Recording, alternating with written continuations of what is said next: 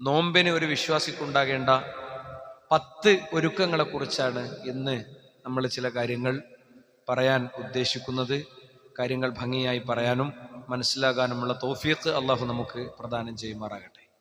പൊതുവായി വിശ്വാസികളെ സംബന്ധിച്ചിടത്തോളം ഏത് ഘട്ടത്തിലും അള്ളാഹുവിലേക്ക് കൂടുതൽ കൂടുതൽ അടുക്കുകയും സൽക്കർമ്മങ്ങൾ ചെയ്യുകയും പ്രായം കൂടുന്നതിനനുസരിച്ച് വയസ്സ് കൂടുന്നതിനനുസരിച്ച് അത് മെച്ചപ്പെടുത്തി കൊണ്ടുവരണം എന്നുള്ളൊരു തത്വമാണ് ഇസ്ലാം മൊത്തത്തിൽ പഠിപ്പിച്ചിട്ടുള്ളത്.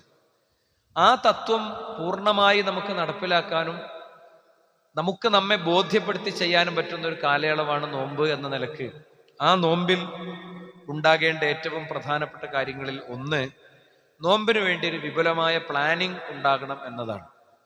പൊതുവെ ബോധപൂർവമായും അല്ലാതെയുമൊക്കെ എപ്പോഴും ധാരാളം പ്ലാനിങ്ങുകൾ ജീവിതത്തിൽ നിരന്തരം ഉള്ള ആളുകളാണ് നമ്മൾ. ഒരു ദീർഘയാത്ര പോകാണ്, ട്രെയിനിന്റെ ടിക്കറ്റ് നേരത്തെ ബുക്ക് ചെയ്യും, ഫ്ലൈറ്റിന്റെ ടിക്കറ്റ് നേരത്തെ ബുക്ക് ചെയ്യും, അല്ലെങ്കിൽ KSRTCയിൽ ചെന്നിട്ടാണെങ്കിലും അവിടുത്തെ ബസ്സിന്റെ ടൈമിംഗ് നോക്കി കൂടുതൽ വേഗത്തിലെത്തുന്ന കൂടുതൽ യാത്രാ സൗകര്യമുള്ള വാഹനം നോക്കി ആ യാത്ര നമ്മൾ ഒരുങ്ങും. ആ യാത്രയുടെ പെട്ടി കെട്ടുമ്പോൾ അതൊരുക്കുമ്പോൾ അതിലൊരു ശ്രദ്ധ ഉണ്ടാകും അല്ലെ. ഒരു വീട് നിർമ്മിക്കുമ്പോൾ അതിൽ നമുക്ക് വലിയ പ്ലാനിങ്ങുകൾ ഉണ്ടാകും. അതിലൊക്കെ ഉപരിയായ പ്ലാനിങ് യഥാർത്ഥത്തിൽ റമളാനിൽ ഉണ്ടാകണം എന്നതാണ്. ആ പ്ലാനിങ്ങിൽ ഏറ്റവും പ്രധാനപ്പെട്ട ഒരു ഭാഗം എന്ന് പറയുന്നത് ഏറ്റവും വിശദമായും വിശാലമായും തന്നെ ചെയ്യാനുള്ള പ്ലാൻ ഉണ്ടാക്കുക എന്നുള്ളതാണ്. റമളാൻ എങ്ങനെയെങ്കിലുമൊക്കെ പകൽ അങ്ങനെ പട്ടിണി കിടന്ന് രാത്രി കുറച്ചൊക്കെ നിസ്കരിച്ചും കുറച്ചൊക്കെ നിസ്കരിക്കണതിനെ പകുതി ഉറങ്ങിയും പകുതി ഉറങ്ങാതെയും ഒക്കെയാണ് പോന്നിട്ടുണ്ടാകുക. പ്ലാനിങ് ഉണ്ടാക്കുന്ന ഒരു വ്യക്തി എപ്പോഴും ചിന്തിക്കേണ്ടത് എന്താണ്, എൻ്റെ കഴിഞ്ഞ കാലങ്ങളിലെ നോമ്പൊക്കെ എങ്ങനെയായിരുന്നു, ആ നോമ്പിനൊക്കെ സംഭവിച്ച ഒരു തകരാർ എന്താണ്, ആ നോമ്പുകൾക്ക് സംഭവിച്ച കുഴപ്പം എന്താണ്, ആ കുഴപ്പങ്ങൾ നോക്കി അത് വരാതെ നോക്കുക എന്നുള്ളതാണ്, അത് സംഭവിക്കാതെ നോക്കുക എന്നുള്ളതാണ് ചെയ്യേണ്ടത്. പലപ്പോഴും ഹജ്ജിനും ഉംറക്കൊക്കെ പോകുമ്പോൾ പൊതുവെ ആളുകൾക്ക് നല്ല പ്ലാനിങ് ഉണ്ടാകും.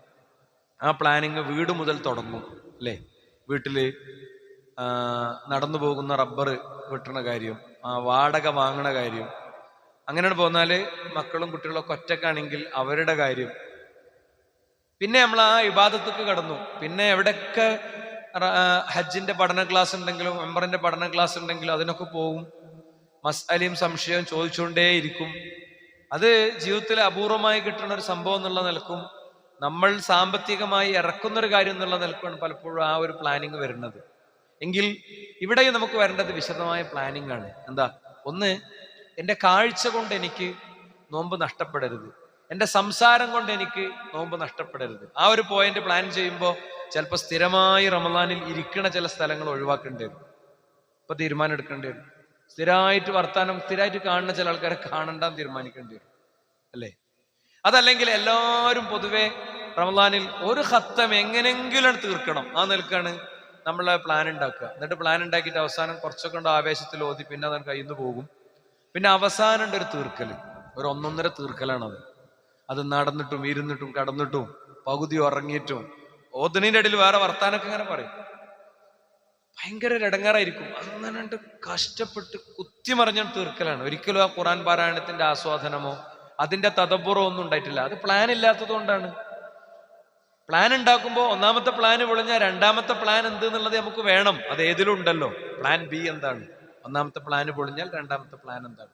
കാരണം ഒരു വിശ്വാസിയെ സംബന്ധിച്ചിടത്തോളം അത്രയും പ്രധാനപ്പെട്ട ഒരു കാലഘട്ടമാണ് വിശുദ്ധ റമളാൻ എന്ന് പറയുന്നത്. അള്ളാഹുവിന്റെ കാരുണ്യമാണത് വിശ്വാസിക്ക്. എങ്ങനെങ്കിലും അടിമനെ നരകത്തിലിടണം എന്നല്ല അള്ളാഹുവിന്റെ ഉദ്ദേശം. എങ്ങനെങ്കിലും അടിമ മോചിതനാകണം, അവൻ രക്ഷാമാർഗത്തിൽ എത്തണം എന്ന് തന്നെയാണ് റബ്ബ് യഥാർത്ഥത്തിൽ അവന്റെ പ്രമാണങ്ങളിലൂടെ വിവക്ഷിച്ചിട്ടുള്ളത്. അപ്പൊ നമ്മളിപ്പോ സ്വതക്ക കൊടുക്കുകയാണെങ്കിൽ ഇത്ര ഉറുപ്പ്യ സ്വതക്ക കൊടുക്കണം എന്നൊരു നിയ്യത്ത് വേണം. നിയ്യത്ത് എപ്പോഴും വലിയതാകണം. എങ്ങനെങ്കിലും ഒരു 2000 ഉറുപ്പ്യ 3000 ഉറുപ്പ്യ കൊടുക്കണം. അല്ലെങ്കിൽ ഒരു നിയ്യത്തും ആദ്യം ഉണ്ടാവില്ല. അങ്ങനെ കൊടുത്തു ചിലപ്പോൾ 5000 10,000 ഒക്കെ ആയിട്ടുണ്ടാവും. എന്താണ് അങ്ങനെ എല്ലാറ്റിലും ഒരു വിശദമായ പ്ലാൻ ഉണ്ടാക്കണതിന്റെ ഗുണം ശരിക്കും കേൾക്കുക. എല്ലാറ്റിലും ഞാൻ 2 ഖത്തം പൂർത്തിയാക്കും. ഞാൻ എല്ലാ വക്തും ജമാഅത്തായിട്ട് തന്നെ നിർവഹിക്കും. അതിന്റെ മുൻപും പിൻപൊക്കെയുള്ള സുന്നത്തുകളൊക്കെ എടുക്കും. ഞാൻ ഖുർആനിലെ കുറച്ച് ഭാഗങ്ങൾ ഹിഫ്ളാക്കും. ഞാൻ ഖുർആൻ ഒരു തവണ പൂർണ്ണമായി വായിച്ചു തീർക്കണ അമാനി മൗലവിന്റെ തഫ്സീർ വായനക്ക് ഞാൻ ആരംഭം കുറിക്കും. ഞാനൊരു 25,000 ഉറുപ്പ്യ സ്വതക്കയായിട്ട് കൊടുക്കും. ഞാനൊരു പുതിയ എത്തിയും കുട്ടിയെ ഏറ്റെടുക്കും. ഇങ്ങനെ വിശദമായ നേർച്ചയാക്കണമല്ല ഞാൻ പറയണത്. നേർച്ച എന്ന് പറയണത് എന്താ? നേർച്ചയാക്കാന്ന് പറയണത് വേറെയാണ്, നിയ്യത്താക്കാന്ന് പറയണത് വേറെയാണ് കേട്ടോ.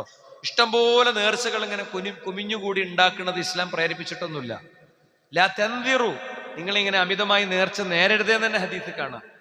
നേർച്ച എന്ന് പറയുന്നത് ഇന്നമാ യുസ്തഖ്റജു മിനൽ ബഖീൽ, ബഖീലിന്റെ പിശുക്കന്റെ പോക്കറ്റിലെ പൈസ പുറത്തു കൊണ്ടുവരാനുള്ള ടൂളാണത്. എന്നാ നേർച്ച ആരെങ്കിലും ചെയ്താലോ അത് നിർബന്ധമായിട്ട് പൂർത്തീകരിക്കണം, അതിൽ സംശയമല്ല. ഞാൻ ഇനി മുതൽ എല്ലാ സുബഹിന്റെ സമയത്ത്, സുബഹിന്റെ മുമ്പുള്ള 2 റക്അത്ത് ഞാൻ ആ സുന്നത്ത് ഞാൻ പിന്നെ നിർവഹിക്കുന്നു, നേർച്ചയാക്കുന്നു എന്ന് പറഞ്ഞാൽ പിന്നെ അതവന് ഫർളായി, പിന്നെ അത് ചെയ്തോളണം. പിന്നെ ആ വാഗ്ദാനം ലംഘിച്ച് അതിന് കഫാറത്ത് കൊടുക്കണം. അതല്ല ഇവിടുത്തെ വിഷയം. ഇൻഷാ അല്ലാഹ് 2 പിന്നെ ഹത്തം എങ്ങനെയെങ്കിലും ഒന്ന് തീർക്കണം എന്നയാൾ വിചാരിക്കുകയാണ്. അങ്ങനെ വിചാരിക്കുന്നതിന്റെ ഗുണം എന്താ പറയുക? ശരിക്ക് കേട്ടുള്ള ഈ ഹദീസ്, പലപ്പോഴും ഈ ഹദീസ് നമ്മൾ നേരത്തെ ഉദ്ധരിച്ചിട്ടുണ്ട്, എന്നാലും ഞാൻ അതൊന്ന് എല്ലാവരും മനസ്സിലൊന്ന് സെറ്റാക്കി വെക്കാനാണ് ഇപ്പൊ ഹദീസ് ഉദ്ധരിക്കുന്നത്. ഈ ഹദീസ് നമ്മളെ മനസ്സിലാണ്ട് സെറ്റാക്കി വെക്കാനാണ്. നാളെ വൈകുന്നേരം എന്താ പറയാ, നമ്മൾ രണ്ടാളും കണ്ടിട്ട്, നമ്മൾ ഏതെങ്കിലും 2 ആൾ കണ്ടപ്പോ ആ സെറ്റാക്കി വെക്കാൻ വേണ്ടി പറഞ്ഞ ഹദീസ് ഏതാണെന്ന് എനിക്ക് ഓർമ്മ ഉണ്ടോ എന്ന് വെച്ചാൽ നമുക്ക് കിട്ടണം. കാരണം വലിയ ലാഭം അതിലൂടെ കിട്ടാണ്ട്. അള്ളാഹുവിന്റെ റസൂൽ പറയാ, ഇന്നല്ലാഹ കതബൽ ഹസനാതി വസയ്യാത്ത്, അള്ളാഹ് എല്ലാ തിന്മയും എല്ലാ നന്മയും എഴുതിയിട്ടുണ്ട്. സുമ്മ ബയ്യന ദാലിക, പിന്നെ അത് വ്യക്തമാക്കിയിട്ടുണ്ട്. എന്നിട്ട് പറയാണ്, ഫമൻ ഹമ്മ ബിഹസനത്തിൻ ഫലം യഅമൽഹ, ഒരാൾ ഒരു നന്മ ചെയ്യാൻ വേണ്ടി തീരുമാനിച്ചു, പക്ഷെ അയാൾക്കത് ചെയ്യാൻ പറ്റിയില്ല. എന്താ, 25,000 റുപ്യ കൊടുക്കാൻ തീരുമാനിച്ചു, പക്ഷെ കയ്യിക്ക് പൈസ വന്നില്ല, കൊടുക്കാനുണ്ടായില്ല. വേറെന്തൊരു ആശുപത്രി കേസിൽ ചെലവാക്കി, അല്ലെങ്കിൽ 2 ഖത്തം തീർക്കാൻ തീരുമാനിച്ചു, പക്ഷെ തീർന്നില്ല. എല്ലാ വക്തും ജമാഅത്തിന്റെ കാര്യം 100% തീരുമാനിച്ചു. എല്ലാ രാത്രിയിലെയും നിസ്കാരം പൂർണ്ണമായി ജമാഅത്തായിട്ട് നിർവഹിക്കാൻ തീരുമാനിച്ചു. ഒരു 4-5 എണ്ണം പോയി എന്ന് വിചാരിക്കുക. ഒരു ശരഈയായ ഉദറുണ്ട്, അലസതയല്ല, മടിയല്ല, പനി പിടിച്ചു, അല്ലെങ്കിൽ വല്ലാത്ത മൈഗ്രെയിൻ അടിച്ചു, കടന്നുറങ്ങി, ഇശ വരെ വൈകി, അങ്ങനത്തെ ബുദ്ധിമുട്ടൊക്കെ വന്നു. ആ വ്യക്തിക്ക് അവൻ വിചാരിച്ചത് കൊണ്ട് മാത്രം എന്ത് ചെയ്യും? കതബഹല്ലാഹു ലഹു ഇൻദഹു ഹസനതൻ കാമില, ഒരു പൂർണ്ണമായ കൂലിയായിട്ട് അത് എഴുതും എന്നാണ്. ഞാൻ നിങ്ങളെ വീണ്ടും അനുസ്മരിപ്പിക്കുകയാണ്. 2 മനുഷ്യന്മാര് മരുഭൂമിയിലെ ഒരു മല ഇങ്ങനെ കയറുകയാണ്, മണൽ കുന്ന്. മരുഭൂമി ചിലപ്പോൾ കാറ്റുകൊണ്ട് പെട്ടെന്ന് മണൽ കുന്നുണ്ടാകും. ആ മണൽ കുന്ന് കയറുമ്പോ അവർ 2 ആളും അങ്ങനെ സംസാരിച്ചു പോണതിൻ്റെ ഇടയ്ക്ക് പറഞ്ഞു, നമ്മളെ 2 ആളും ഇങ്ങനെ പോവുകയാണ്. നമ്മളെപ്പോലെ വിശക്കുന്ന ആൾക്കാർക്ക്, അവർക്ക് വിശപ്പുണ്ട്, ക്ഷീണുണ്ട്, പ്രയാസമുണ്ട്, ബുദ്ധിമുട്ടുണ്ട്. അപ്പോ വിശപ്പ് സഹിക്കവയ്യാതെ പ്രയാസപ്പെടുന്ന ആ മനുഷ്യന്മാരിൽപ്പെട്ട ഒരാൾ പറയാണ്, നമ്മൾ ഈ മലയുടെ അത്രയും ഭക്ഷണം നമുക്ക് കിട്ടിയിരുന്നെങ്കിൽ അർഹരായ ആളുകൾക്ക് എത്തിച്ചു കൊടുക്കാമായിരുന്നു എന്ന് പറയാണ്. നമ്മളാണെങ്കിൽ എന്താ പറയാ, ഇതൊന്ന് പോയിക്ക അവിടുന്ന്, ഞമ്മക്ക് കുടിക്കാൻ തന്നെ ഒരു തുള്ളി വെള്ളമല്ല, എന്നിട്ടപ്പോ ഈ മലന്റെ അത്ര ഫുഡ്, ഒരു ഗ്ലാസ് വെള്ളം കിട്ടിയിരുന്നെങ്കിൽ മനുഷ്യന് നല്ലൽക്ക് നടക്കായിരുന്നു എന്നായിരിക്കും ഒരുപക്ഷെ നമ്മുടെ പ്രതികരണം വരിക. പക്ഷെ കൂട്ടുകാരൻ പറഞ്ഞ എന്താ അറിയോ, ശരിയാണ്, എത്ര പാവങ്ങളുണ്ടല്ലേ എന്നാണ് പറഞ്ഞത്. ഇവർ 2 ആളും ഒരു വറ്റു കൊടുത്തിട്ടില്ല, പക്ഷെ നീയത്തിന്റെ ശക്തി നമ്മൾ പഠിക്കണം. അവർക്ക് അങ്ങനെ ഒരു വലിയ ആഗ്രഹം ഉണ്ടായി. അവരുടെ പ്ലാനിങ് വലിയ പ്ലാനിങ് ആയിരുന്നു, ആഗ്രഹം വലിയ ആഗ്രഹമായിരുന്നു. അപ്പൊ എന്താ അല്ലാഹു സുബ്ഹാനഹു വ തആല ചെയ്തത്? അവരുടെ നബിക്ക് അറിയിപ്പ് കൊടുത്തു. അവർ നബിന്റെ അടുത്ത് എത്തിയപ്പോ പറഞ്ഞു, ഒരു മണൽക്കുന്ന് മുഴുവൻ ഭക്ഷണം ഉണ്ടാക്കി അത്രയും ഫുഡ് പാവങ്ങൾക്ക് എത്തിച്ച കൂലി കിട്ടിക്കഴിഞ്ഞു എന്നാണ്. റമളാനിന്റെ മുമ്പുണ്ടാകേണ്ട ഏറ്റവും ഒന്നാമത്തെ കാര്യം എന്താ പറയുക? വിശദമായ ആഗ്രഹം, വിശദമായ പ്ലാന്. ആ പ്ലാൻ തന്നെയാണ് ഉണ്ടാകേണ്ടത്. നോക്കൂ, നിങ്ങൾ മുൻഗാമികളെ നമ്മൾ എടുത്തു പരിശോധിക്കുമ്പോൾ നമുക്ക് കാണാൻ കഴിയും. ഇബ്രാഹിം അൻ-നഖഈ പറയാണ്, ലം യകുൻ അബ്ദുറഹ്മാൻ ഇബ്നു യസീദ് അൻ-നഖഈ യഅമലു ശൈഅൻ ഇല്ലാ ബിനിയ്യ. അബ്ദുറഹ്മാൻ അൻ-നഖഈ എന്ന് പറയുന്ന മഹാപണ്ഡിതൻ, അദ്ദേഹം എന്തെങ്കിലും ചെയ്യുമ്പോൾ, എന്ത് ചെയ്യുകയാണെങ്കിലും അദ്ദേഹത്തിന് ഒരു നിയ്യത്ത് ഉണ്ടാകും. എന്താ? അദ്ദേഹം പിന്നെ ഹത്താ അന്നഹു കാന യശ്റബുൽ മാഅ ബിനിയ്യ, ഒരു ഗ്ലാസ് വെള്ളം കുടിക്കുമ്പോൾ വരെ അദ്ദേഹത്തിന് നിയ്യത്ത് ഉണ്ടായിരുന്നു എന്നാണ്. ഞാനൊരു ബഫർ ടൈം ഇടാണ്. ഒരു ഗ്ലാസ് വെള്ളം കുടിക്കുമ്പോൾ ഇടാൻ പറ്റിയ നിയ്യത്ത് എന്താ? ഒരു ഗ്ലാസ് വെള്ളം കുടിക്കുമ്പോൾ ഇടാൻ പറ്റിയ നിയ്യത്ത് എന്താ? നമ്മളെ ഇപ്പൊ ചൂടുകാലാണ്, എത്ര ഗ്ലാസ് വെള്ളം കുടിക്കുന്നുണ്ട്, എവിടെയൊക്കെ കയറി സർവത്ത് കുടിക്കുന്നുണ്ട്, നമുക്ക് വല്ല നിയ്യത്തുണ്ടോ? നമുക്കത് തൊണ്ട നനച്ച് ദാഹം മാറ്റാനുള്ള നമ്മുടെ ജീവശാസ്ത്രപരമായ ഒരു ആവശ്യ പൂർത്തീകരണം മാത്രമാണ്. പക്ഷെ ഒരു നിയ്യത്ത് കൊണ്ട്, ചില നിയ്യത്ത് കൊണ്ട് അതുപോലും കൂലിയാക്കാം. ഇങ്ങനെ ഇരുന്ന് തസ്ബീഹ് ചൊല്ലലും തക്ബീർ ചൊല്ലലും നിസ്കരിക്കലും നോമ്പ് നോൽക്കലും മാത്രമൊന്നുമല്ല അമലു സ്വാലിഹ എന്ന് പറയുന്നത്. എല്ലാറ്റിലും പുണ്യകർമ്മത്തിന്റെ സാധ്യതയുണ്ട്. അവിടെ എങ്ങനെയാണ് അത് വരുന്നത്? ഹുസ്നുന്നീയ വരണം, നീയത്ത് വരണം. അപ്പൊ എന്താണ്, ഒരാളൊരു ഗ്ലാസ് വെള്ളം കുടിക്കുമ്പോൾ എത്ര സുന്നത്തുണ്ട് അല്ലേ? ഒന്ന് ബിസ്മി ചൊല്ലി കുടിക്കുക, ഞാൻ ബിസ്മി അല്ലട്ടെ, അപ്പൊ കൂലിയായി. രണ്ട്, ഇരുന്ന് കുടിക്കുക, അത് പിന്നെയും കൂലിയായി. പിന്നെ വലത്തേ കൈ കൊണ്ട് കുടിക്കുക, വലത്തേ കൈ കൊണ്ട് കുടിക്കൽ ഇസ്ലാം അത്രയും ഗൗരവത്തിൽ പഠിപ്പിച്ചതാണെന്ന് വിചാരിച്ചിട്ട് കുടിക്കുക, അപ്പൊ അത് പിന്നെയും കൂലിയായി. പിന്നെ ഒറ്റയിട്ട് ഒരു 3 നുറുക്കൊണ്ട് കുടിക്കാൻ പറ്റുമെങ്കിൽ 4ാമത്തെ നുറുക്കാകാൻ പറ്റൂലേ, 5ാമത്തെ നുറുക്കാകാൻ പറ്റൂലേ? പറ്റും, അതിന് കുഴപ്പമൊന്നുമില്ല. എന്നാൽ ഒരു ഗ്ലാസ് വെള്ളം 3 നുറുക്കൊണ്ട് കുടിക്കുകയാണെങ്കിൽ, ഒറ്റയിട്ട് അവസാനിപ്പിക്കുകയാണെങ്കിൽ അതിനൊക്കെ വേറെ വേറെ കൂലിയുണ്ട്. ഇതൊക്കെ നമ്മൾ ഫിക്റിൽ വരുന്നുണ്ടോ? ഇനി പോട്ടെ, നിങ്ങൾ ആലോചിച്ച് നോക്ക്. നമ്മളിവിടെ ഏറ്റവും അവസാനം നടത്തിയ പരിപാടിയിൽ സംസാരിച്ച വ്യക്തി, അദ്ദേഹത്തിന്റെ അനുഭവം പങ്കുവച്ചത് നമുക്കറിയാം. അദ്ദേഹം ICUലേക്ക് ചെന്നപ്പോ ഒരു പേഷ്യന്റ് അദ്ദേഹത്തെ മാടി വിളിക്കുകയാണ്, ഒരു ഗ്ലാസ് വെള്ളം ചോദിക്കുകയാണ്. അപ്പൊ ഈ രോഗിയുടെ ചുണ്ടൊക്കെ ഇങ്ങനെ പൊട്ടി കീറി വിണ്ട് കീറിയിട്ടുണ്ട്. അദ്ദേഹം കേസ് ഷീറ്റ് എടുത്ത് നോക്കുമ്പോ കൊടലിൽ ശസ്ത്രക്രിയ നടത്തിയിട്ടുണ്ട്, ഉള്ളിൽ കൊടലിൽ ശസ്ത്രക്രിയ നടത്തിയിട്ടുണ്ട്, സർജറി നടത്തിയിട്ടുണ്ട്. ആ രോഗിക്ക് 60 മണിക്കൂർ 70 മണിക്കൂർ കഴിഞ്ഞിട്ടേ വെള്ളം കൊടുക്കാൻ പറ്റുള്ളൂ. നോക്ക് നിങ്ങൾ, എത്ര ICUകളിൽ, എത്ര വെന്റിലേറ്ററുകളിൽ എത്ര മനുഷ്യർ ഒരു തുള്ളി വെള്ളത്തിന് കൊതിക്കുന്നുണ്ട്. ഒരു തുള്ളി വെള്ളം കുടിക്കാൻ കഴിയാത്ത എത്ര ആൾക്കാരുണ്ട് അല്ലേ? ട്യൂബ് ഫീഡിങ്, ഇവിടെ ഇരിക്കണ ചില ആളുകൾക്കൂടെ ഇവിടെ ഓട്ട കുത്തിയിട്ട് വെള്ളം ഒഴിച്ചു കൊടുത്തിട്ടില്ലേ? മക്കളും ഭാര്യയും കുടുംബം ഒഴിച്ചു കൊടുത്തിട്ടില്ലേ?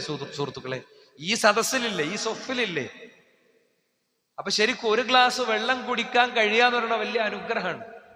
കുറച്ച് എനിക്കൊന്ന് 2 മാസങ്ങൾക്ക് മുമ്പായിരിക്കും രോഗിയായി കിടക്കുന്ന ഒരു മനുഷ്യൻ, അദ്ദേഹത്തിന്റെ മക്കൾ വിളിച്ചിട്ട് ഉപ്പ നിർബന്ധമായിട്ട് കാണാൻ വേണ്ടി പറഞ്ഞിട്ടുണ്ട് എന്ന് പറഞ്ഞു. അപ്പൊ എന്തോ ഒരു വിഷയം പറയാനുണ്ട് എന്ന് പറഞ്ഞു. അപ്പൊ ചെന്നപ്പോ എല്ലാവരോടും പുറത്തു പോകാൻ പറഞ്ഞ് വാതിൽ കുറ്റിടാൻ പറഞ്ഞു. അപ്പൊ ഞാനെന്തോ ഭയങ്കര ബേജാറായി. കാരണം എന്തായിരിക്കും ഈ വീട്ടിൽ പരിഹരിക്കാനുള്ളത് എന്നുള്ളൊരു ടെൻഷൻ ഉണ്ടല്ലോ. ഭാര്യയായിട്ട് എന്തോ ഒന്നും അറിയില്ലല്ലോ നമുക്ക്, പ്രത്യേക പ്രകൃതക്കാരനാണ് ആള്. അദ്ദേഹം പറഞ്ഞു, ഞാൻ വിളിപ്പിച്ച എന്തിനാ അറിയോ, എനിക്ക് ബിരിയാണി ഒന്നും ഞാൻ ചോദിക്കുന്നില്ല, എനിക്കൊരു ഗ്ലാസ് വെള്ളം തരാൻ പറയണം ഞാൻ ചോദിക്കും. ഇദ്ദേഹം ഒരു കിഡ്നി രോഗിയാണ്, ഡയാലിസിസ് പേഷ്യന്റ് ആണ്. ഡയാലിസിസ് കഴിഞ്ഞ സമയത്ത് കൊടുക്കണ പോലെയല്ല, അടുത്തൊരു പീരീഡിലേക്ക് എത്തുന്നതിന് മുമ്പ് കൊടുക്കേണ്ട വെള്ളത്തിന് ഡോക്ടർ പറഞ്ഞൊരു കണക്കുണ്ടാകും, ആ കണക്കനുസരിച്ച് കുടിക്കാൻ പറ്റുള്ളൂ. അതുകൊണ്ട് ആർമാദിച്ച് നടക്കുമ്പോ സഹോദരന്മാരെ, എനിക്കും നിങ്ങൾക്കും ഒന്നും ഓർമ്മ ഉണ്ടാവില്ല. ജീവിതം അതിശക്തമായ ചോദ്യങ്ങൾ ചോദിക്കുമ്പോൾ ഇതൊക്കെ ഓർമ്മ വരും. ഞാൻ അത് പറയണത് എന്തിനാ, ഒരു തുള്ളി വെള്ളം കുടിക്കുമ്പോൾ പോലും താബഈ വര്യന്മാർക്ക്, മഹാരഥന്മാർക്ക്, മുൻഗാമികൾക്ക് നിയ്യത്തുണ്ടായിരുന്നു എന്നാണ്. അങ്ങനെയാണെങ്കിൽ റമളാനിന് വേണ്ടി എന്തൊക്കെ നിയ്യത്ത് നമ്മളെ സംബന്ധിച്ചിടത്തോളം വേണം നോക്കൂ നിങ്ങൾ. ദാവൂദ് അത്വാഇ പറയണ റഅയ്തുൽ ഖൈറ കുല്ല ഇന്നമാ യുജ്മിഉഹു ഹുസ്നുൻ നിയ്യ. എന്നിട്ട് അദ്ദേഹം തുടരുകയാണ്, വകഫാക ബിഹാ ഖൈറൻ വഇല്ലം തുസിബ്. നേരത്തെ പറഞ്ഞ അതേ ഹദീസിന്റെ അർത്ഥമാണ് എന്താ, നീ നന്നായി നല്ല കാര്യങ്ങൾ ചെയ്യാൻ ആഗ്രഹിക്കുകയും പ്രാർത്ഥിക്കുകയും നിയ്യത്താക്കുകയും ചെയ്യുക. അത്യാവശ്യം കയ്യിൽ 10 റുപ്യക്കുള്ള ഒരാൾ വിചാരിക്കുക, എനിക്കൊരു പള്ളി കയറ്റി കൊടുക്കണം എവിടെങ്കിലുമൊക്കെ. ആഗ്രഹിക്കുക, നമുക്ക് ആഗ്രഹിക്കാലോ. പാവങ്ങളെ സഹായിക്കണം എന്ന് ആഗ്രഹിക്കുക അല്ലെ, ആഗ്രഹിക്കാലോ, അതിനെന്താ കുഴപ്പമുള്ളത്? വിചാരിക്കാലോ, ചിന്തിക്കാലോ. അതെപ്പോഴാണ് ഉണ്ടാകുക? നമ്മുടെ ഉള്ളിലെ പഠനം ശക്തിപ്പെടുമ്പോഴാണ് ഉണ്ടാകുക. ഉള്ളിൽ ശക്തമായ പഠനം ഉണ്ടാകുമ്പോൾ ഓരോന്നിലും സാധ്യത ഉണ്ടാകും. എനിക്ക് പലപ്പോഴും പറയാൻ തോന്നല എന്താ, നമ്മളിങ്ങനെ പോകുമ്പോ ഇവിടുന്ന് കവലക്കുന്നതിന് കഴിഞ്ഞിട്ട് ഡാമിന്റെ അവിടെ എത്തുന്നതിന്റെ മുമ്പ് ഒരു തേങ്ങ അവിടെ അങ്ങനെ ചാടിക്കിടക്കുന്നുണ്ട് വിചാരിക്കുക. നോക്കൂ നിങ്ങൾ, പണ്ഡിതന്മാർ പറഞ്ഞു, ആ ഉദാഹരണത്തിന് ഫിറ്റായ ഒരു കാര്യം പണ്ഡിതന്മാർ പറഞ്ഞു. എന്താണ്? റുബ്ബ അമലിൻ സഗീറിൻ തഅലുബുഹു നിയ്യ വറുബ്ബ അമലിൻ കബീരിൻ തഹ്തറുഹു നിയ്യ. എത്ര ചെറിയ കാര്യങ്ങളാണ് നിയ്യത്ത് കൊണ്ട് വലിയ കൂലി കിട്ടുന്നത്. അപ്പൊ ഈ തേങ്ങ കാണുമ്പോ നമ്മളെ വണ്ടി ഒന്ന് ലെഫ്റ്റ് ഇൻഡിക്കേറ്റർ ഇട്ട് ആണ് സൈഡാക്കിയിട്ട് അവിടെ നിർത്തി ഇറങ്ങിയിട്ട് ആ തേങ്ങ എടുത്ത് പുറത്തേക്ക് ഇടുമ്പോ അവിടെ വിചാരിക്കാണ്, ഇതിമ്മ കൂടെ വല്ലവരും കയറി കുത്തിമറിഞ്ഞ് തല പൊട്ടി ജീവൻ പോയ പഠിച്ചോനെ. അപ്പൊ ശരിക്കും അയാളുടെ നീയത്തിനോടെ കിട്ടിയ കൂലി എന്താ? ഒരാളുടെ ജീവൻ രക്ഷിച്ച കൂലി. ഒരാളുടെ ജീവൻ രക്ഷിച്ചാലോ ഭൂമിയിലെ മുഴുവൻ മനുഷ്യരെയും രക്ഷിച്ചതിനുള്ള പുണ്യാണ്. എല്ലാറ്റിലും ഉണ്ടത്. അടുക്കളയിൽ അധ്വാനിച്ച് കഷ്ടപ്പെട്ട് പിറുപിറുക്കാൻ തുടങ്ങും നമ്മളെ ഉമ്മമാരും ഭാര്യമാരും ഒക്കെ. അത്രയും വലിയ കഷ്ടപ്പാടുണ്ട്. ഇപ്പൊ മെഷീൻസ് ഒക്കെ ഉണ്ട്, കുത്തണ്ട അല്ലെ, അരി കുത്തണ്ട ഒക്കെ ഉണ്ട്, എല്ലാം ഉണ്ട്. വാഷിംഗ് മെഷീനുണ്ട്, സൗകര്യമുണ്ട്. എന്നാൽ പോലും അവർക്ക് ജോലി ഭാരമുണ്ട്. വാഷിംഗ് മെഷീന്റെ മുമ്പ് ചെന്ന് ഈ വസ്ത്രം ഇടുന്നതിന്റെ മുമ്പ് ഒരു നിയ്യത്തുണ്ട്. എന്താ? ശുദ്ധിയും വൃത്തിയൊക്കെ ഉള്ള രീതിയിൽ നടക്കണീന്റെ പുണ്യം, ത്വഹാറത്തിന്റെ പുണ്യം. അത് ഈമാന്റെ പകുതിയാന്നാ പറഞ്ഞത്, ഈമാനിന്റെ പകുതിയാണ്. പക്ഷേ നമുക്ക് എത്ര ആളുകൾക്ക് നിയ്യത്ത് വെക്കാൻ പറ്റലുണ്ട്? കുടുംബത്തിന് വേണ്ടി കഷ്ടപ്പെട്ട് അധ്വാനിക്കുന്ന മനുഷ്യൻ, പ്രവാസത്തിന്റെ പെയിനുകൾ അനുഭവിക്കുന്ന ഒരു വ്യക്തി, വെയിലിന്റെ ചൂട് അനുഭവിക്കുന്ന ഒരു വ്യക്തി, വീട്ടിൽ നിന്ന് ദീർഘയാത്രകൾക്ക് പോകേണ്ടി വരുന്ന ഒരു വ്യക്തി, എന്തൊക്കെയുണ്ട്? പഠിക്കണ ഒരു കുട്ടി പുസ്തകത്തിന്റെ മുമ്പിൽ ഇരുന്ന് കഷ്ടപ്പെട്ട് പഠിക്കുകയാണ്, പരീക്ഷാ സീസണാണ്, വല്ലാതെ മനസ്സ് പിന്നിലേക്ക് വിളിക്കും അല്ലെ? തളർന്ന അവശനായി പ്രായത്തിലും അധ്വാനിക്കണം. ഉപ്പാൻ ഓർമ്മ വരണം, ഉമ്മാൻ ഓർമ്മ വരണം, അവർക്ക് വേണ്ടി സുരക്ഷിതത്വങ്ങൾ ഒരുക്കണം, നല്ല ജോലിയിലെത്തണം, മറ്റുള്ളവരുടെ മുന്നിൽ കൈനീട്ടേണ്ടുന്ന അവസ്ഥ ഉണ്ടാകരുത്. അതിനുവേണ്ടിയാണ് ഞാൻ പഠിക്കുന്നത്. ഇസ്ലാമിനെ സേവിക്കണം, നന്മകൾക്ക് സംഭാവന നൽകണം, എനിക്ക് നല്ല ജോലിയിലെത്തണം അല്ലെ? അങ്ങനെ നിയ്യത്തുകൾ കൊണ്ട് സമ്പന്നമാകണം യഥാർത്ഥത്തിൽ നമ്മുടെയൊക്കെ ജീവിതം. മഹാനായ യഹ്യ ഇബ്നു അബീ കസീർ പറയാണ്, തഅല്ലമു അന്നിയ്യ, നിങ്ങൾ നിയ്യത്തിനെ പഠിക്കൂ, ഫഇന്നഹ അബ്ലഗു മിനൽ അമൽ. അത് നിയ്യത്ത് നമ്മളത് നന്നായാൽ അത് അമലിനെ ഏറ്റവും ഉന്നതമാക്കും, അമലിനേക്കാളും വലുതായിട്ട് അത് മാറും. നമ്മൾ പഠിച്ചല്ലോ, നമ്മൾ പഠിച്ചു. മഹാനായ സയ്യിദ് അശ്ശാമി റഹിമഹുല്ലാഹ് പറയും, ഇന്നി ലഉഹിബ്ബു അൻ തകൂന ലി നിയ്യ ഫീ കുല്ലി ശൈഇൻ ഹത്ത തഅം വശറാബ്. കഴിക്കണ ഭക്ഷണത്തിലും കുടിക്കണ വെള്ളത്തിലും വരെ പല പല നിയ്യത്തുകൾ വെക്കാൻ ഞാൻ ആഗ്രഹിക്കുന്നു. പക്ഷെ നമ്മളെ നിയ്യത്ത് എന്ത് ചെയ്യാറും? ഇമാമ് നിസ്കാരം തറാവീഹ് കഴിഞ്ഞ ഇമാം ഉറക്കെ ചൊല്ലിത്തരും, നവൈതു സൗമ ഗദിൻ അൻ അദാഇ ഫർദ് റമളാൻ ഹാദിഹി സനതി ലില്ലാഹി തആല. സഹോദരന്മാരെ, ആര് കളിയാക്കും പരീക്ഷിക്കുന്നല്ല, സമുദായത്തിന് അറിയില്ല എന്താ അതിന്റെ അർത്ഥം. നാളത്തെ നോമ്പിയാന് ഫർലായ നിലക്ക് അദാആയ നിലക്ക് വീട്ടാൻ ഞാൻ ഉദ്ദേശിക്കുന്നു. ഇതെങ്ങനെ ചെയ്യണ്ടേ? പണ്ഡിതന്മാര് കൃത്യമായി പഠിപ്പിച്ചു, മഹല്ലുൻ നിയ്യ അൽ ഖൽബ്, നിയ്യത്തിന്റെ സ്ഥാനം ഹൃദയമാണ്. ഇസ്ലാമിൽ ഉച്ചരിക്കേണ്ട നിയ്യത്തുണ്ട്. അതേതാ? നവൈതു ഉംറതൻ, ഞാൻ ഉംറയെ ഉദ്ദേശിക്കുന്നു എന്ന് മീഖാത്തിലെത്തുമ്പോ പറയണം. നവൈതു ഹജ്ജതൻ, ഞാൻ ഹജ്ജിന് മനസ്സിൽ വിചാരിച്ച പോരാ, അത് വാചകമായി പറയണം. നിസ്കാരത്തിലെ നിയ്യത്ത് വാചകമായിട്ട് പറയണോ? അല്ല, നിസ്കാരത്തിൽ 1000 നിയ്യത്തുണ്ട്, നോമ്പിന് 1000 നിയ്യത്തുണ്ട്. ഞാൻ പറയാം, ചിലത് നമുക്ക് എണ്ണി പറയാം. അതിനു വേണ്ടിയാണ് നോമ്പ് നോറ്റാ നോമ്പൊക്കെ സെറ്റാകും. നേരത്തെ ഞാൻ പറഞ്ഞില്ല, ചിലത് സെറ്റാക്കി വെക്കണമെന്ന്, അതിൽ പെട്ടതാണത്. ഒക്കെ സെറ്റാകും, നമുക്കൊരു പ്രശ്നം ഉണ്ടാവില്ല. എന്താ? നിയ്യത്ത് വാചകം കൊണ്ട് ഉച്ചരിക്കല്, തലഫ്ഫുദുൻ നിയ്യ, നിയ്യത്ത് വാചകമായി പറയല് ബിദ്അത്താണ് എന്നാണ് പണ്ഡിതന്മാർ പഠിപ്പിച്ചത്. ബിദ്അത്ത് എന്ന് പറഞ്ഞാൽ എന്താ? ഇസ്ലാമിൽ പ്രവാചകൻ പഠിപ്പിക്കാത്തത്. അത് ചെയ്താൽ എന്താ? എല്ലാ ബിദ്അത്തും തള്ളപ്പെടേണ്ടതാണെന്ന് റസൂലുള്ളാഹി പഠിപ്പിച്ചു. ഹൗദുൽ കൗസറിലെ വെള്ളം വിലക്കപ്പെടുന്ന കാര്യം പഠിപ്പിച്ചു.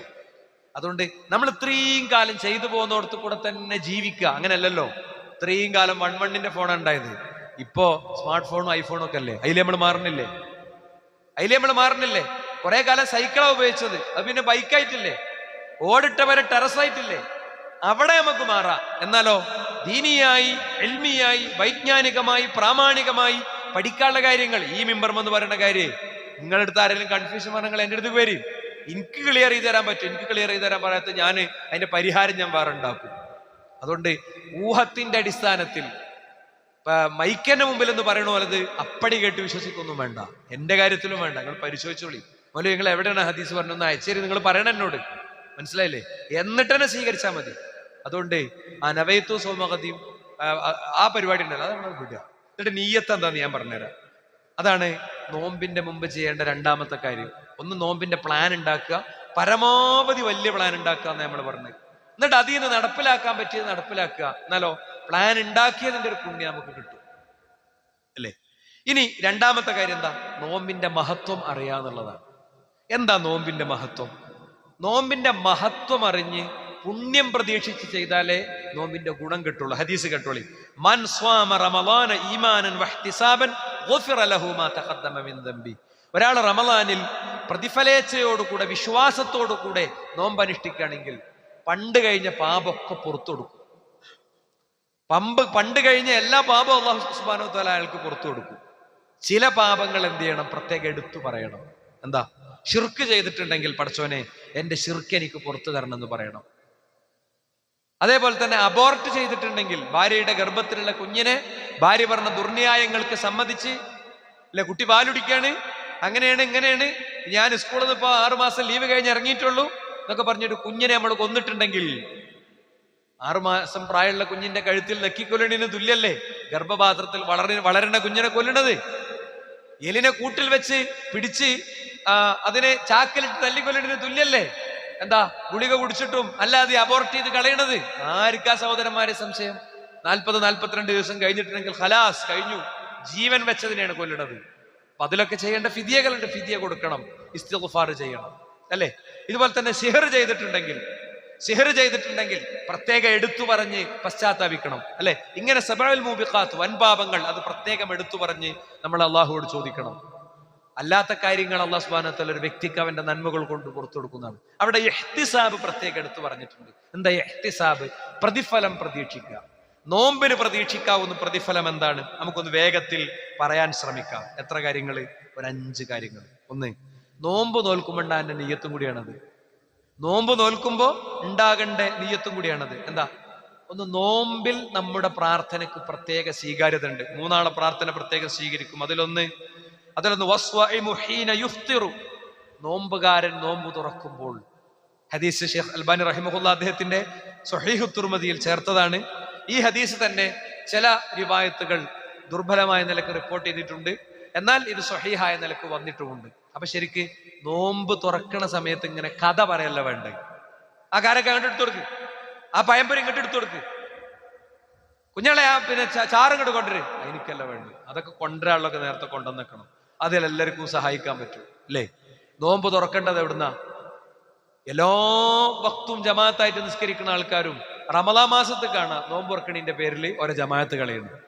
അല്ലെങ്കിൽ കാണാം പള്ളിക്ക് ഒക്കെ കഴിഞ്ഞ ശേഷം പാഞ്ഞു വരുന്നു. അതിനാണ് സഹോദരന്മാരെ പള്ളിയിൽ ഉള്ളത് ഓണം പോലെ എന്ന് പറയണ പോലെ നമ്മൾ എന്ത് ചെയ്യണത്? ചെറിയ നോമ്പ് തുറക്കെ സംഘടിപ്പിച്ച് കുട്ടികളെയും മക്കളെയൊക്കെ നുള്ളി പൊറുക്കിയെടുത്ത് വരുന്നത്. നമ്മളെ പള്ളിയിൽ നോമ്പോറുണ്ട്. ഒരു ദിവസത്തേക്ക് ഒരു 2000 റുപ്യന്റെ താഴെയുള്ളൊരു പൈസ വേണ്ടി വരും. വലുതാകല്ലേ? ചർച്ച ചെയ്തിട്ടൊന്നുമില്ല ഞാൻ. അടുത്ത ആഴ്ച പറയാൻ വിചാരിച്ചാണ്. അവസരം വന്നപ്പോൾ തന്നെ പറഞ്ഞു നമ്മളൊക്കെ നിയ്യത്താക്കണം. എന്നിട്ട് നമ്മൾ വരും വേണം. എന്നിട്ട് ജമാഅത്തായിട്ട് നിസ്കരിച്ച് കുറച്ചു നേരം പ്രാർത്ഥിച്ചിട്ടൊക്കെ പോവുക കേട്ടോ. ഒക്കെ ഒരു ക്രമമൊക്കെ ഒന്ന് മാറ്റുക. ഭക്ഷണം കഴിക്കണ ക്രമമൊക്കെ വേണമെങ്കിൽ ഒന്ന് മാറ്റുക. ഞാൻ പറയാം സമയം പോലെ. ഇല്ലെങ്കിൽ അടുത്ത ആഴ്ച നമുക്ക് നോമ്പിന്റെ പ്ലാനിങ് പൂർത്തീകരിക്കാം. ഇന്ന് പൂർത്തിയാവുമെന്ന് എനിക്ക് തോന്നുന്നില്ല. എന്തായാലും ആ സമയത്തൊക്കെ ഇങ്ങനെ എടുത്തേക്കണം. നോമ്പുകാരന് 2 സന്തോഷമുണ്ട്. അതിലൊരു സന്തോഷം നോമ്പ് തുറക്കുമ്പോഴാണെന്നാ. അതെന്താ? പണ്ഡിതന്മാർ പറഞ്ഞു, ഈ പ്രാർത്ഥനയാണേ നമ്മളിങ്ങനെ നോമ്പ് തുറന്നതിന് ശേഷം നമുക്ക് സൈലന്റ് ആയിട്ടിരുന്ന് പ്രാർത്ഥിക്കാം. പഠിച്ചോനെ, എൻ്റെ കുട്ടി രോഗിയാണ്, എൻ്റെ കാലത്ത് ഞാൻ ചികിത്സിക്കും, പിന്നുള്ള കാലത്തോ സഹായിക്കണം പഠിച്ചോനെ. എൻ്റെ ഉമ്മ രോഗിയാണ്, ഞാൻ രോഗിയാണ്, എനിക്ക് ദാരിദ്ര്യമുണ്ട്, പലിശ എടുക്കേണ്ട സാഹചര്യമുണ്ട്, എന്നെ നീ സഹായിക്കണം, ബന്ധങ്ങളിൽ പ്രശ്നമുണ്ട്, പരിഹരിച്ചു തരണം, അല്ലേ? പറഞ്ഞൂടെ സുഹൃത്തുക്കളെ? കണ്ണ് നനച്ച് നമുക്ക് പറഞ്ഞൂടെ പഠിച്ചവനോട്? അതിനുള്ള അവസരം നോമ്പിലുണ്ട്. അതാണ് നോമ്പിന്റെ ഒരു ലക്ഷ്യം. നോമ്പിലൂടെ നമുക്ക് കിട്ടേണ്ടത് 30 ദിവസത്തേക്ക് 30 കാര്യം സെറ്റാക്കി വെച്ചിട്ട് പഠിച്ചവനോട് പറയാം. ഓരോ ദിവസവും ഓരോ കാര്യം പറയാം. മുസ്ലിം സമുദായത്തിന്റെ കാര്യം പറയണം, രാജ്യത്തിന്റെ കാര്യം പറയണം, ഗസയിലെ കുഞ്ഞുങ്ങളുടെ കാര്യം പറയണം, ഫലസ്തീനിലെ ജീവനുകളുടെ കാര്യം പറയണം, മണ്ണടിഞ്ഞ പ്രിയപ്പെട്ടവരുടെ കാര്യം പറയണം, അല്ലെ? ഹിദായത്തിലേക്ക് എത്തിപ്പെടാത്തവരുടെ കാര്യം പറയണം. അതൊക്കെ പറയാനുള്ളതാ നോമ്പ്. ഒരുങ്ങിക്കോളണം നമ്മൾ അതിനു വേണ്ടി. രണ്ടാമത്തെ കാര്യം പാപങ്ങളിൽ നിന്ന് മോചനുണ്ട് എന്നാണ്. വ്യത്യസ്തമായ ഹദീസിൽ കാണാം, ഫിത്നത്തുർ റജുൽ ഫീ അഹ്ലിഹി വമാലിഹി വവലദിഹി വജാരിഹി തുകഫിറുഹ സ്വലാത്തു വസ്സൗമു വസദഖ. ഒരു മനുഷ്യൻ അവന്റെ സമ്പത്തിൽ ഉണ്ടാക്കുന്ന ഫിത്ന. എന്താ സമ്പത്തിൽ ഉണ്ടാക്കുന്ന ഫിത്ന? ദൂർത്ത്. ഐഫോൺ വന്നു, പുതിയത് വന്നപ്പോ 14 Pro വന്നു, 15 വന്നു. അപ്പോ ഈ ഫോൺ ചെറിയ വിലക്ക് വിറ്റിട്ടാ മറ്റേണ് വാങ്ങി. അത് സമ്പത്തിലെ ഫിത്നയാണ്. സമ്പത്തിലെ ഫിത്നയാണ് സുഹൃത്തുക്കളെ. അത് കിഡ്നി രോഗിയുടെ, ക്യാൻസർ രോഗിയുടെ ഒരു നേരത്തെ ഒരു രാപ്രതിക്ക്, വേദനയില്ലാത്ത രാപ്രതിക്ക് കൊടുക്കേണ്ട പൈസയാണ്. പാലിയേറ്റീവിന്റെ ബോക്സ് വന്നപ്പോ കൊടുത്തിട്ടില്ല, അല്ലേ? നല്ല വണ്ടിയൊക്കെ ഉണ്ട്, പിന്നെ അടവിന് പുതിയ വണ്ടി. ഫിത്നയാണ്. ഇല്ലാത്ത പൈസ കടം വാങ്ങിയിട്ട് വീടിന്റെ മോടി കൂട്ടുന്ന പരിപാടി ഫിത്നയാണ്. അതാണ് ധനത്തിലെ ഫിത്ന എന്ന് പറയുന്നത്. ഇനി തീർന്നോ? വമാലിഹി വവലദിഹി, മക്കളിലുള്ള ഫിത്ന. വളർത്തേണ്ട വിധം വളർത്തിയില്ല, കൊടുക്കേണ്ട വിജ്ഞാനം കൊടുത്തില്ല, പങ്കെടുപ്പിക്കേണ്ട ക്യാമ്പിൽ പങ്കെടുപ്പിച്ചില്ല, പറഞ്ഞു കൊടുക്കേണ്ടത് പറഞ്ഞു കൊടുത്തില്ല. പലപ്പോഴും ലഹരിയുടെ പോൺ വീഡിയോകളുടെ കടിമകളായി കുട്ടികൾ മാറുന്നത് കണ്ടിട്ടും അതിനെക്കുറിച്ച് ഒരു ആകുലത ഉണ്ടായില്ല, അല്ലെ? ഒരാകുലത ഉണ്ടായില്ല, ഒന്നും പറഞ്ഞു കൊടുത്തില്ല, ചേർത്ത് പിടിച്ചില്ല, പിണങ്ങി തെറ്റി ഇറങ്ങി പൊയ്ക്കോ എന്ന് പറഞ്ഞു, അല്ലേ? അതല്ലല്ലോ വേണ്ടേ. നിസ്കരിക്കണില്ല, ഇനി പറച്ചിൽ നിർത്താൻ തീരുമാനിച്ചു. അല്ല, പൊട്ടിക്കരഞ്ഞ് മോനേന്ന് വിളിച്ച് ചേർത്ത് പിടിച്ച് റമളാനാ വരുന്നത്. ഉപ്പാന്റെ കുട്ടി നിസ്കാരം ഒഴിവാക്കരുത്, ഉപേക്ഷിക്കരുത്. നാളെ നരകത്തിൽ പിന്നെ എന്താ പറയാ കത്തിക്കപ്പെടും. ജനം പള്ളിയിൽ നിസ്കരിക്കണ നേരത്ത് ഉറങ്ങണ ആളുകൾക്കുള്ള ശിക്ഷ റസൂലുള്ള പറയാണ്. ഒരു മനുഷ്യൻ എങ്ങനെ കടത്തിയിട്ടുണ്ടാവും, അവന്റെ തലയിലേക്ക് വലിയ കല്ല് കൊണ്ടേറ്റിടും, തല പൊട്ടിച്ചിതറും. അത് വീണ്ടും പൂർണ്ണരൂപം പ്രാപിക്കും, വീണ്ടും കല്ലുകൊണ്ടേയിടും, പൊട്ടിച്ചിതറും. ഒരിക്കലും അവസാനിക്കാത്ത ഈ ശിക്ഷയാണ് ജനം പള്ളിയിൽ നിസ്കരിക്കുന്ന നേരത്ത് വീട്ടിൽ കടന്നിറങ്ങണമെന്നുള്ളത് എന്നാണ്. എന്നോടാണ് നിങ്ങൾക്ക് തോന്നിയെങ്കിൽ നിങ്ങളോടാണ് ഞാൻ പറഞ്ഞത്. അതൊക്കെ പൊറുക്കപ്പെടാനുള്ള സമയമാണ്. മാത്രമല്ല വജാരിഹി, അയൽവാസിയോട് ചെയ്തത്, അയൽക്കാരനോട് ചെയ്തത്, അതിനൊക്കെ നിസ്കാരവും സ്വതക്കയും നോമ്പും അയക്കുന്നതാണ്. അങ്ങനത്തെ ദിവസങ്ങളിലേക്കാണ് പോണത്. മാത്രല്ല പാപങ്ങളിൽ നിന്നുള്ള മോചനമാണ് എന്ന് വീണ്ടും പഠിപ്പിക്കാണ്. റമളാനിൽ പ്രതിഫലയച്ചോടുകൂടെ നോമ്പ് നോറ്റ അപ്പൊ എല്ലാ പാപം കഴുകിക്കളയാനുള്ള സമയമാണ് എന്നത് നമുക്ക് ഓരോരുത്തർക്കും സഹോദരന്മാരെ കൃത്യമായ ബോധ്യമുണ്ടാകണം. ബാക്കി കാര്യങ്ങൾ നമുക്ക് കൂടുതൽ വിശദാംശങ്ങൾ പഠിക്കാം. അള്ളാഹു നമ്മിൽ നിന്ന് സ്വീകരിക്കുമാറാകും.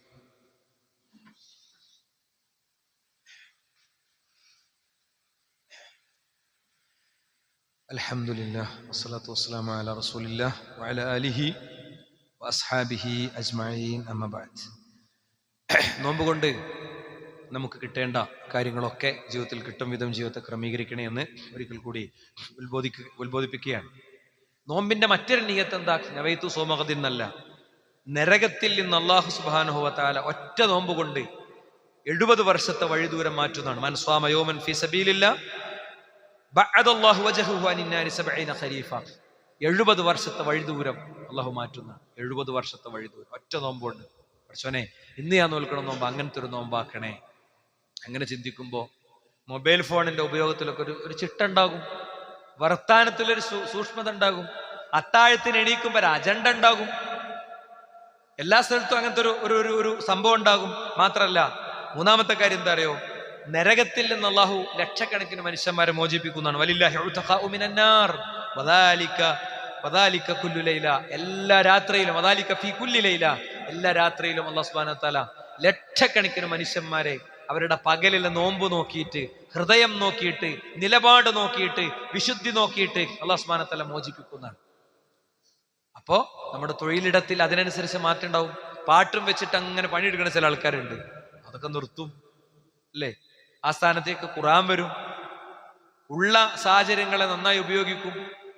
ഏറ്റവും വൃത്തിയുള്ള ഒരു പ്ലാനിലേക്ക് അയാൾ പോകും. മാത്രല്ല നരകത്തിൽ നിന്ന് മോചിപ്പിക്കപ്പെടുന്നു. മാത്രല്ല റയ്യാൻ എന്ന കവാടം കടക്കാൻ ഇത് ഉപകാരപ്പെടും എന്നാണ്. ഇന്ന ഫിൽ ജന്നതി ബാബൻ യുഖാൽ ലഹു റയ്യാൻ. റയ്യാൻ എന്ന ഒരു കവാടമുണ്ട്.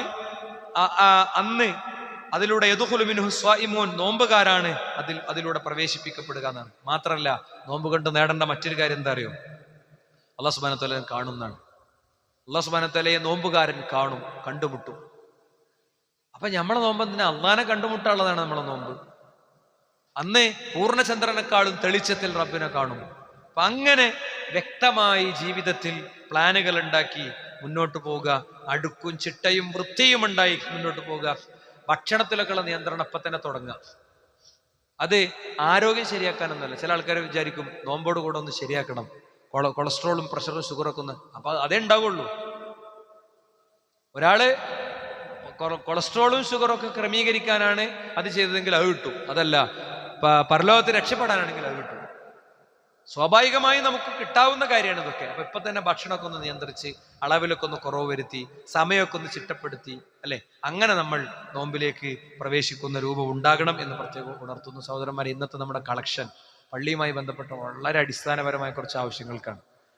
ആർക്കെങ്കിലുമൊക്കെ മുന്നോട്ട് വന്ന് ഏറ്റെടുക്കാവുന്ന ചില കാര്യങ്ങൾ ഞാൻ പറയാം. ഒന്ന്, നമുക്ക് ഇവിടെ ഖുർആനും ബാക്കിയൊക്കെ വെക്കാൻ കുറച്ചു അലമാറകളൊക്കെ വേണം. അതിങ്ങനെ അനന്തമായി നീണ്ടു ഓരോ സാമ്പത്തിക ആവശ്യങ്ങൾ ഉള്ളതുകൊണ്ട് അതിങ്ങനെ നീണ്ടു പോവുകയാണ്. അപ്പോൾ അതിലേക്ക് സാമ്പത്തികം കൊടുക്കാൻ വിചാരിക്കുന്ന ആളുകൾക്ക് ഒരു നിയ്യത്താണത്. ഖുർആൻ വെക്കാനാണ്, ഒരു ജാരിയായ പുണ്യാണ്.